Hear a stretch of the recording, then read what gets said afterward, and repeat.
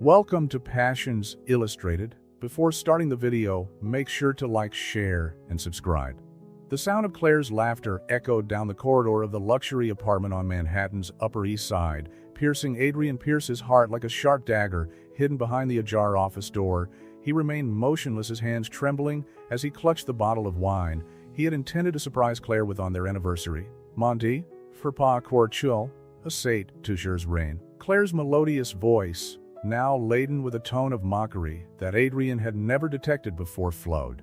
In perfect French, as a professor of the language at the prestigious Columbia University, he understood every word with painful clarity. Adrian adjusted his simple framed glasses, an accessory that was part of his carefully constructed facade. As a modest professor, his apartment in Brooklyn, his used Volkswagen, his thrift store clothes, it was all part of an elaborate lie that protected not only his identity but also the Pierce Enterprises empire worth billions of dollars. Claire, you're brilliant. The voice belonged to Maxwell Anderson, heir to a fortune in real estate, and supposedly just a friend of Claire's, seducing the French teacher to get to old Pierce. Genius. Adrian's heart pounded against his ribs like a prisoner trying to escape. For 28 years, he had lived as David Pierce's illegitimate son, the fruit of an affair with a French artist who died when he was only 5. His father, fearing scandals that could affect the family business, raised him at a distance, providing him with a first-rate education but demanding absolute discretion. Le plan est parfait. Claire's voice was drunk with confidence. In a few months, I'll get all the information I need about Pierce Enterprises from him. Adrian is so naive. The group laughed, and Adrian felt bile rising in his throat. For the past 8 months, every moment with Claire had seemed authentic. The walks through Central Park, the evenings watching old French movies, the endless conversations about literature and art. Now it was all turning out to be an elaborate farce. Careful not to make a sound, Adrian retreated down the corridor, his mind rapidly processing the implications. Claire worked for Donovan Securities, Pierce Enterprises' main competitor in the financial technology market. The timing was no coincidence. Her father was about to announce a revolutionary innovation that would change the landscape of global digital transactions. When he reached the elevator, Adrian pressed the button with unnecessary force. His double life, which had always seemed too heavy a burden, was now proving to be his only protection. Claire had chosen the wrong target. The shy, unassuming professor she thought she could manipulate was actually one of Pierce Enterprises' main shareholders, with access to all the secrets she so desperately wanted. As he descended the 32 floors of the luxury building, Adrian picked up his phone and typed a message to his father. "We need to talk. Donovan is planning something." The reply came instantly. Office.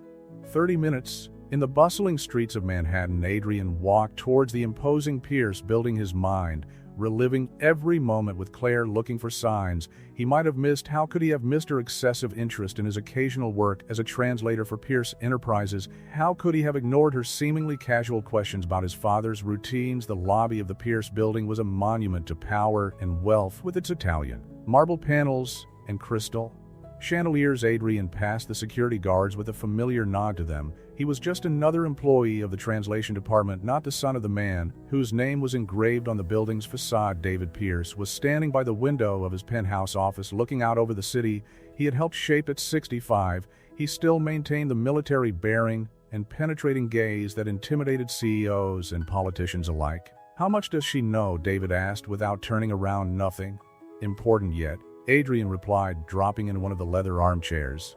"But she's determined to find out everything about Project Phoenix." David finally turned around, his gray eyebrows furrowed in concern. "The announcement is scheduled for 3 weeks from now. If Donovan gets access to the details before then, they won't." Adrian interrupted, a new determination growing in his chest. Claire chose the wrong man to manipulate. A rare smile appeared on David's lips. "Are you sure you can handle that? Getting emotionally involved with the enemy is dangerous." Adrian removed his glasses, his disguise as a shy teacher falling away like a mask.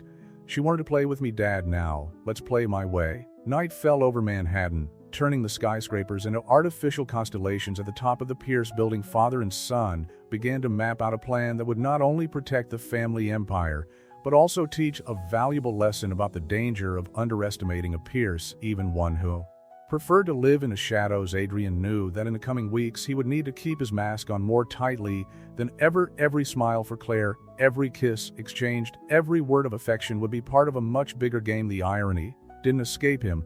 He who had always hated his double life now found it his greatest advantage. The phone vibrated in his pocket, a message from Claire. "I missed you today, mon amour, dinner tomorrow." Adrien looked at his father, who nodded subtly with a smile that didn't reach his eyes. He replied, "I can't wait, ma chérie." The game had begun. The next day, Adrien watched his reflection in the university bathroom mirror, adjusting the worn tie that was part of his disguise. The last 24 hours had turned his life into an elaborate game of chess, where every move had to be meticulously calculated. "Professor Pierce?" A soft knock on the office door brought him back to reality. It was Sophie Martinez, one of his most dedicated students. "Your lesson on the subjunctive will begin in 5 minutes." Adrien forced a smile, maintaining his absent-minded teacher persona. "Merci, Sophie, I'll be there in a moment." While he was organizing his notes, his phone vibrated with a message from his father. "Emergency board meeting at 3 p.m. Donovan has made a hostile bid for the subsidiary in Boston." The timing couldn't have been more revealing. Claire had mentioned a business trip to Boston next week, and now the pieces were starting to fall into place. Donovan Securities wasn't just after information about Project Phoenix. They were planning an attack on several fronts. During his lesson, Adrien kept up his impeccable performance, discussing the nuances of French grammar.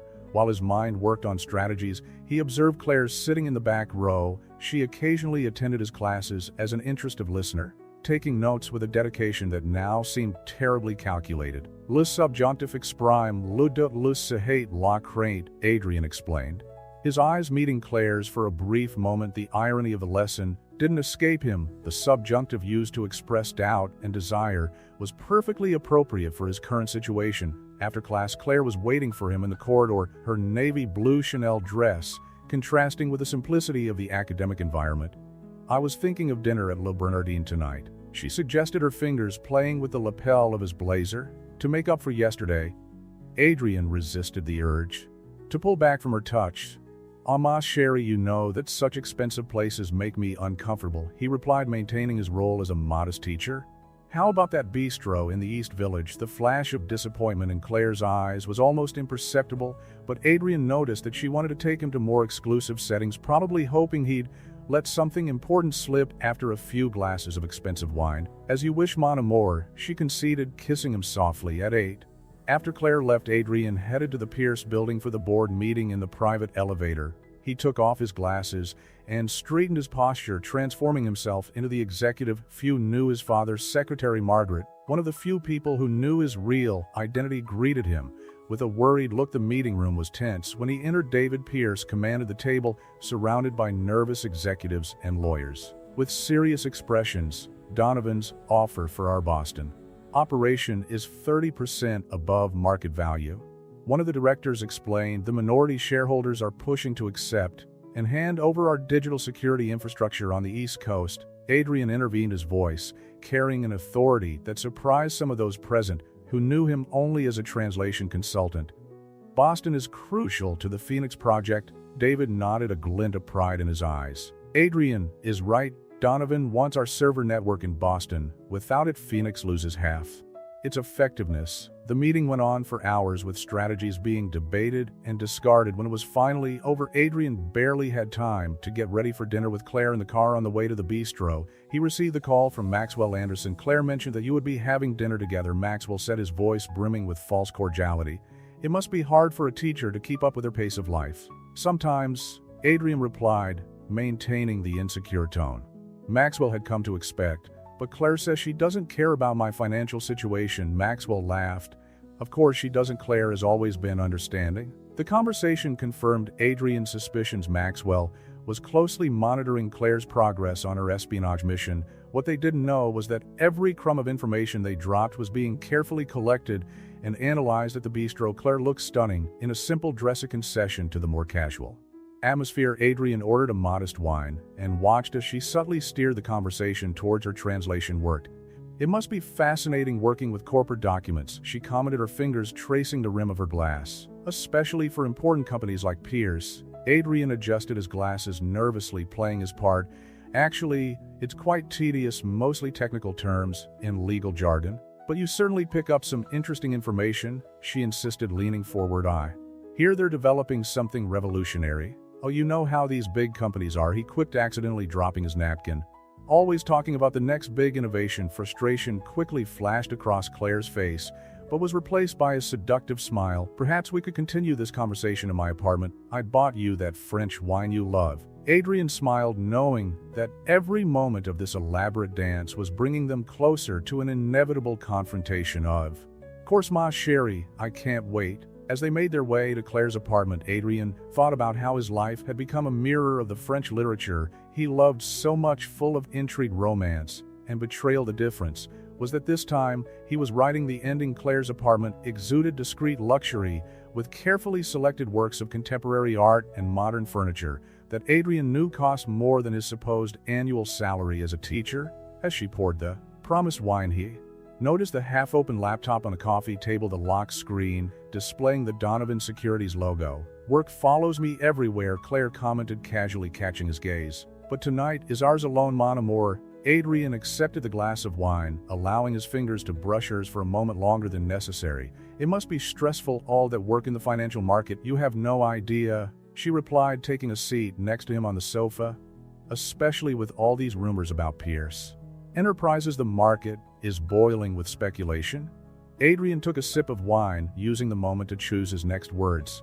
You know, I've noticed that you always mention Pierce. It's funny considering I only do occasional translations for them. A flash of something tension perhaps crossed Claire's face before being replaced by her rehearsed smile. Professional curiosity, only after all they're our biggest competitors. Adrian's phone vibrated, a message from his father. Donovan has scheduled a meeting with Boston shareholders for tomorrow. We need to act. Work, Claire asked, leaning over to look at the screen. Just a student with homework questions, he lied softly, putting the phone away. Where were we? Claire started talking about a trip she was planning to Paris, but Adrian was only partially present in the conversation. His mind was calculating his next moves. Donovan Securities was accelerating its plans, and he needed to find out exactly how much they already knew. Why don't you come with me? Claire suddenly suggested. To Paris, we could spend a week there. You could show me all those secret places that only a true connoisseur of the city knows. The proposal was tempting, not for the trip itself, but for the opportunity it represented. Claire, you know I can't. My salary barely covers my rent in Brooklyn. My salary barely covers my rent in Brooklyn. I could pay. She offered, her fingers tracing patterns on his arm. Consider it a gift. Adrian adjusted his glasses, interpreting discomfort. I don't know, it's hard enough dealing with the difference between our lifestyles here. The comment hit its intended target. Claire pulled away, slightly momentary frustration crossing her face. Adrian knew that she hoped he had already begun to accept her gifts, creating a dependency that would make him more susceptible to sharing information. Sometimes you're too stubborn, she sighed, getting up to get more wine. While she was in the kitchen, Adrian allowed his eyes to wander around the apartment more carefully. A file partially hidden under magazines on the coffee table caught his eye. Project Phoenix was written on the side in small letters. Need some help? He called out, using the seconds of solitude to discreetly photograph the first page of the file with his phone. "Non, mon chéri," Claire replied from the kitchen. "Just looking for that cheese you love." Adrian quickly put the file back in its original position when he heard Claire's heels approaching his. Heart was pounding, but years of practice in keeping his true identity hidden helped him maintain his composure. "You know," he began, accepting another glass of wine, "I've been thinking about us a lot lately." Claire sat closer, her eyes shining with interest. "Really? About what specifically?" "About trust," he replied, allowing a touch of vulnerability to creep into his voice. "About sharing more of our lives with each other." Claire's smile widened, and Adrian could practically see the gears turning in her mind, calculating how to use this apparent emotional openness to her advantage.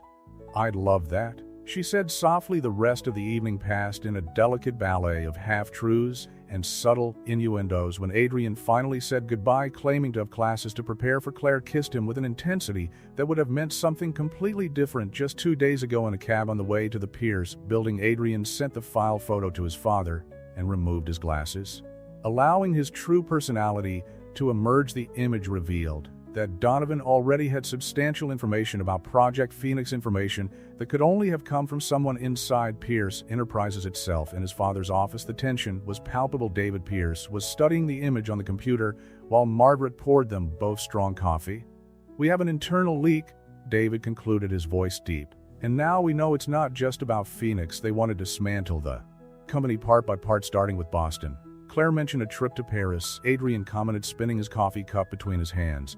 "But as a cover for a meeting with European investors." David nodded slowly. We need to find out who our internal traitor is before it's too late, and you son need to be very careful. If Claire finds out who you really are, she won't." Adrian interrupted with a confidence he didn't entirely feel. "But we need to act quickly. The more time passes, the more information they get." Father and son worked until dawn developing a strategy that would not only protect the company, but also reveal the extent of Donovan's infiltration. When Adrian finally left the office, the sun was rising over Manhattan, painting the skyscrapers in golden hues. His phone vibrated with a message from Claire. "I dreamt about you lunch today." Adrian smiled sadly as he typed his reply. "I can't wait to see you again." At some point, the lies and truths in his life had become so completely intertwined that it was sometimes difficult to distinguish one from the other. But one thing was certain: over the next few days, everything would change for better or worse. Only time would tell. David Pierce's office was silent, except for the gentle hum of the air conditioning. When Adrian entered that morning, on his father's desk, scattered documents revealed the result of a sleepless night: financial reports, market analysis, and, most worryingly, a list of employees with access to Project Phoenix. "We found something interesting," David said without lifting his eyes from the papers. "Rebecca Winters, our head of digital security, worked for Donovan 5 years ago." Adrian sat back, processing the information. "Rebecca, she always seemed completely loyal to the company." "Appearances can be deceiving," David replied, finally looking at his son. "As you well know." The irony didn't escape Adrian. While preparing for his lunch with Claire, he received a message from Margaret. "Rebecca has just accessed the Phoenix files from the server in Boston." Claire's chosen restaurant was a discreet establishment in Soho known for its exclusive clientele and well-spaced tables that guaranteed privacy. Adrian found her already seated, intensely studying her tablet, absorbing work. He asked, playing the part of the absent-minded professor. Claire startled slightly, closing the tablet perhaps too quickly. "Oh, mon amour, just some boring market analysis." Adrian had briefly glanced at the screen.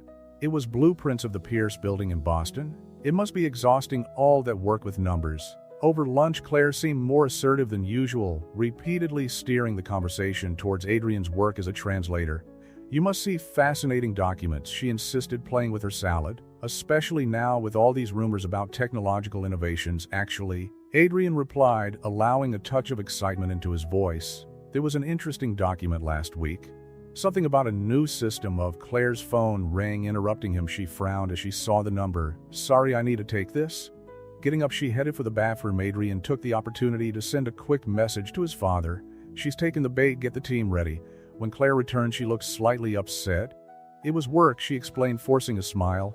"You were saying something about a document." "Oh, yes." Adrian continued, nervously adjusting his glasses. "And new security system for digital transactions, but you probably shouldn't be talking about that." Claire's eyes sparkled with ill-concealed interest. "Your discretion is admirable, mon chéri, but you know you can trust me, don't you?" Adrian felt his phone vibrate. A message from Margaret. "Rebecca is trying to access the main server. We've blocked access." Lunch continued in a delicate game of cat and mouse, with Claire trying to extract more information and Adrian providing carefully calculated crumbs of disinformation. When they said goodbye, she kissed him with an intensity that seemed more calculated than passionate. Back at the Pierce building, Adrian found his father in a tense meeting with the security team. Rebecca Winters had disappeared after her access was blocked, taking a significant amount of data with her.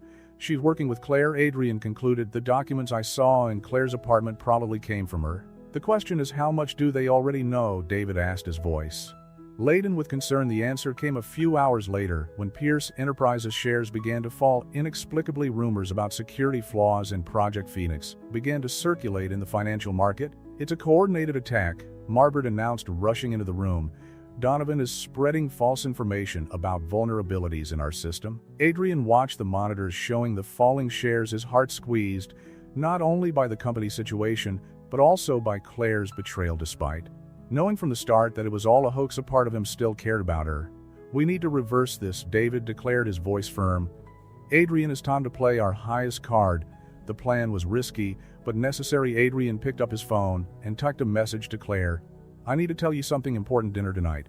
The reply came almost instantly. "Of course, mon amour, my apartment at 8. As he prepared for what would be a decisive evening, Adrian reflected on how his life had become A complex game of mirrors and shadows. In a few hours, all the masks would fall, and he wasn't sure he was fully prepared for the consequences. Be careful, his father warned as he was leaving. Claire may seem harmless, but cornered people are unpredictable. Adrian nodded, knowing that the next few hours would change everything in the elevator. He removed his glasses and put them in his pocket. Tonight, for the first time, Claire would meet the real Adrian Pierce. The elevator rose silently through the luxurious building on the Upper East Side. As Adrian turned the Pierce family ring on his finger, a piece that normally remained tucked away in a drawer, tonight, for the first time, he would wear it openly in the pocket of his tailored Armani suit. No longer the modest clothes of a teacher, was a USB stick containing information that would change everything. When Claire opened the door, her eyes widened momentarily at the sight of his transformation. Adrian had left behind his glasses, worn blazer and stooped posture. In his place was a man who emanated natural power and confidence. "Adrian, you look different," she commented, her voice betraying a note of uncertainty. "Maybe it's time we were honest with each other, Claire," he replied, entering the apartment with a familiarity that clearly unsettled her. "Or should I say, Agent Claire Montgomery of Donovan Securities." The wine glass she was holding slipped from her fingers, shattering on the marble floor. The red liquid splattered like blood at her feet. "I don't know what you're talking about." She tried to keep her composure, but her voice shook slightly. Adrian walked over to the window, watching the city below. "It's interesting how things connect. Rebecca Winters, for example, excellent choice for inside source, but she made a crucial mistake today. She tried to access files that only a Pierce could authorize." Claire remained motionless, her face a mask of calculation as she processed the shift in power dynamics. "You're not just a translator, are you? No more than you're just a financial market executive," he replied, turning to face her. The city light created dramatic shadows on his face. "What puzzles me is why Donovan chose such a personal approach." "You don't understand," Claire began, her mask of innocence finally falling. "Pierce Enterprises can't launch Phoenix. It would destroy the entire financial technology market. And coincidentally, it would benefit Donovan enormously," Adrian added, taking the USB stick out of his pocket. "Just like the hostile takeover attempt in Boston." Claire took a step towards him, her eyes fixed on the device. "What's on there?" "Everything," he replied simply. "Every email, every transfer, every connection between Donovan and the informants inside Pierce, including your conversations with Rebecca." "Impossible," Claire whispered, but her face had lost all color. "How?" "Because I'm Adrian Pierce," he declared, letting the weight of his surname fill the room. "Son of David Pierce and heir to Pierce Enterprises." The silence that followed was deafening. Claire staggered over to the sofa, her legs seemingly unable to support her. "All this time? Ironic, isn't it?" Adrian commented, pouring himself a drink from her bar. "You targeted me thinking I'd be the weakest link to get to my father without knowing that I was exactly who you were looking for. Why are you telling me this now?" Claire asked, her voice regaining some of its usual strength. "Because tomorrow morning, Pierce Enterprises will announce a strategic merger with Martinez Global. Project Phoenix will be implemented through a new joint company, effectively neutralizing any attempt by Donovan to sabotage the launch." Claire stood up abruptly. "You can't do that. It's already done," Adrian replied calmly. "The contract was signed an hour ago while Donovan wasted resources trying to manipulate me. We were building real alliances." Tears began to form in Claire's eyes, but Adrian couldn't determine whether they were of anger or regret. "I really liked you, at first it was just a mission, but then..." "Please," Adrian interrupted her, his voice sharp. "Don't insult our intelligence with declarations of true feelings. You're good at what you do, Claire, but not good enough." He walked to the door, stopping only to leave an envelope on the coffee table. "Inside you'll find 2 options: your letter of resignation from Donovan, already drafted, or enough evidence for a federal investigation into corporate espionage. The choice is yours." "Adrian, wait," Claire called out, her voice breaking. "It doesn't have to end like this." He turned around one last time, watching the woman who had planned to use his feelings against him. "Actually, it does, but if it's any consolation, your French lessons were excellent." Leaving the apartment, Adrian felt a weight being lifted from his shoulders. In the elevator, he sent a message to his father. "It's done. Prepare the announcement for tomorrow." The reply came immediately. "Well done. Son, come home. We got a bottle of 1982 Bordeaux waiting." As his driver took him through the illuminated city, Adrian allowed himself to feel the pain of betrayal more deeply. Despite everything, a part of him had allowed himself to dream of different possibilities, of an ending where the lies didn't destroy everything they touched. His phone vibrated with one last message from Claire. "You're not the only one who knows how to keep secrets, Adrian Pierce." He stared at the words for a long moment.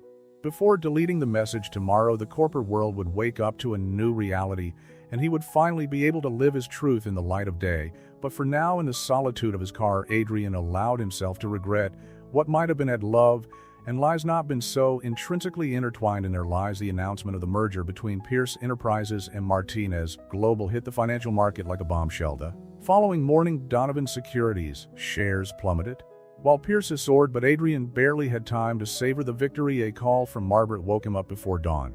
"Mr. Pierce, there was a massive breach in our system overnight." Her shaky voice denounced the seriousness of a situation. Someone accessed the contingency server in Denver. Adrian was already putting on his suit. As he absorbed the information, Claire had left one last parting gift. Her cryptic message from the night before now made disturbing sense. "How much has been pledged?"